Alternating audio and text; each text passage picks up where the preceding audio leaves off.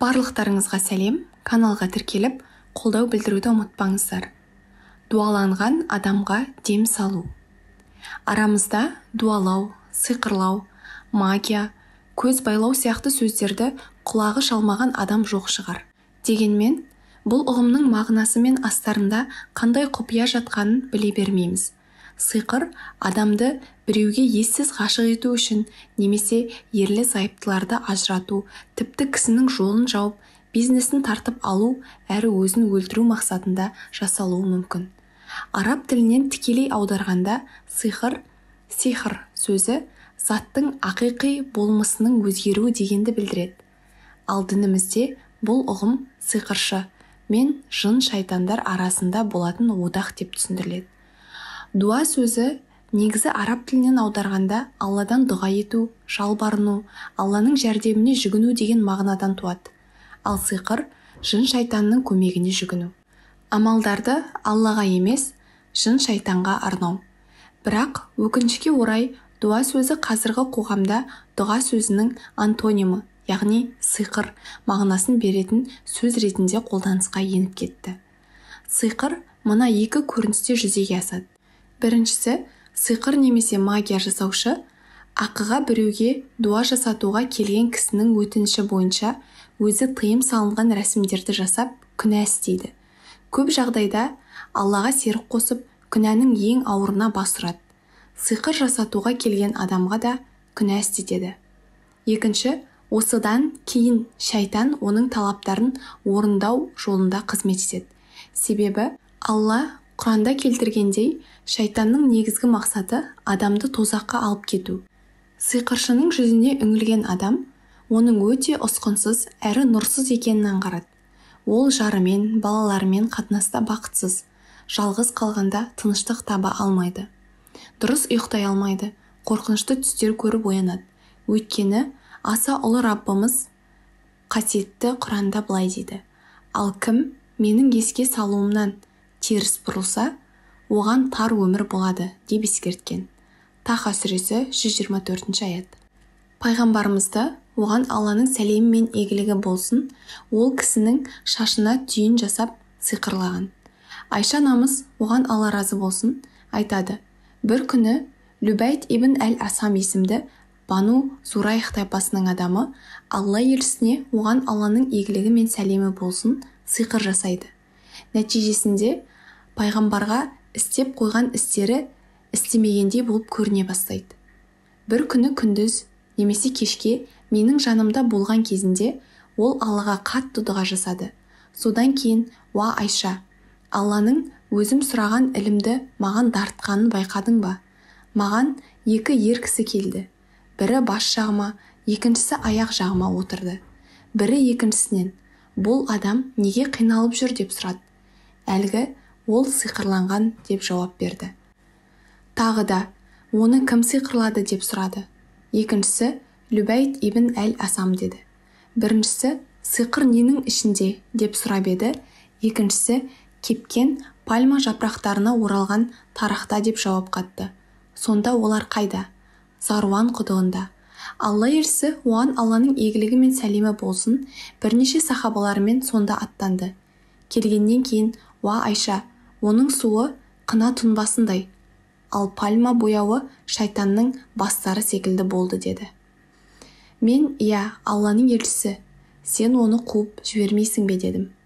Ол: Алла маған амандық нәсіп етті және мен оны адамдарға қатысты зұлымдыққа айналдырғым келмейді деді. Кейін сиқырды көміп тастауға бұйрық берген. Яһудилер өздерінің араларындағы ең үздік деген сиқыршы Любайт ибн әл-Асаммен келісім шартқа отырып, Мұхаммед пайғамбарға, оған Алланың игілігі мен сәлемі болсын, сиқыр жасағаны үшін 3 динар төлейді. Ол Алла елшісінің, оған Алланың игілігі мен сәлемі болсын, үйіне келіп жүретін күң қыз әкелген шаш қалдықтары бар тараққа сиқыр жасайды. Сөйтіп сиқыр күшейе түсу үшін оны кепкен пальма жапырағына орап, Заруан құдығындағы тас астына көміп тастайды. Мақсаттары пайғамбарды, оған Алланың игілігі мен сәлемі болсын, өлтіру еді. Алайда Алла оны айладан қорғап сиқырды әлсіретті. Алла елшісі, оған Алланың игілігі мен сәлемі болсын, 40 күн бойы ауырды. Дуа немесе магия әлемдегі ең ауыр 7 күнәнің біріне жатады, әрі оны жасаған және оны жасатқан адамның намаз құлшылықтары қабыл емес. Бірде Алла елшісі оған Алланың игілігі мен сәлемі болсын, ең ауыр 7 күнәдан сақтаныңдар деді. Одан, уа Алланың елшісі, ол қандай күнәлар деп сұралғанда, Аллаға серік қосу, сиқыр, жазықсыз жанды өлтіру, өсімқорлық, жетімнің мүлкін жеу, соғыстан қашу, ары таза, пәк әйелді ойнас жасады деп айыптау деп жауап береді. Басқа хадисте кімде-кім балгерді шақырып, оның айтқандарын растаса, ол Мұхаммедке түскен нәрсеге қарсы шығып, жоққа шығарған болады делінген. Егер адам сиқыршыға келіп, одан бір нәрсе сұраса және айтқандарына сенсе, оның намазы 40 күн бойы қабыл болмайды делінген. Сиқырды дуаланған адамды емдеу жолдары. Асылында жынмен байланысты болған мұндай ауруларды тек шариғатымызда келген емдік шаралармен ғана емдеуге мүмкіндік бар. Ең сорақысы, жындардан болған ауруға медицина саласында дәл диагноз қоя алмайды. Бұхари мен Мүслимнің жинақтарында әрбір дерттің дауасы бар. Егер дерттің дауасы дөп түссе, науқас Алла тағаланың рұқсатымен сауығады. Алла тағала қандай ауру жаратса, оның шипасын бірге жаратады делінген. Осы орайда шариғат рұқсат еткен емделудің 2 түрін айта кетейік. Біріншісі дәрі-дәрмекпен емделу. Бұған медицина және шөп дәрілер арқылы массаж, сынықшылық жолымен емделу жатады. Екіншісі шариғат жолымен емделу. Оған Алла тағалаға пайғамбарымыз, оған Алланың игілігі мен сәлемі болсын, үйреткен шипа дұғаларымен жалбарыну. Құран сүрелерін оқып дем салу, хиджама жасату сияқты нәрселер жатады. Бұдан бөлек шариғатқа қарама-қайшы болатын емдеу тәсілдері бар. Әдетте олар жындардың көмегін пайдалану арқылы жүзеге асады. Алладан өзге нәрселерге сыйындыру. Ем болады деп молаларды аралату. Өзі ауырып тұрған адамды олардың басына түнету. Бал ашып, не адамның суретіне қарап ауруын болжау. Қасқырдың тісін ілу, түсініксіз дұғалар, тағы басқа нәрселерді шипа мақсатымен оқып беру. Қанмен шомылдыру, апталап жуындырмау, қамшымен сабау, пышақпен, отпен аластау сияқты емделу түрлері жатады. Бұларды шариғатта тыйым салынған емдеу түрлері деп атаймыз. Мұндай емдік шаралардан кейін кей адамдар шынымен де дертіне шипа тапқандай болуы мүмкін. Бірақ бұл уақытша ғана құбылыс. Себебі жындар адамдардың шипа табуына емес, адасуына мүдделі. Сондықтан адасқан тәуіпке келген адам уақытша шипа тапқанымен жүректеріне дерт қосып, ішіне жын кіргізіп, ең бастысы Аллаға серік қосу күнәсін арқалап, барлық сауапты амалдарын жойып тастайды. Бұл адамның ойсырай жеңілуі, шайтанның шаттана жеңіске жетуі. Ендеше төмендегі шайтанның әрекеттерін, сиқыршыдан қорғанудың жолдарын әрбір жан білуі тиіс. Алғашқысы Алланың есімін айтып, үнемі шайтаннан пана тілеп жүру.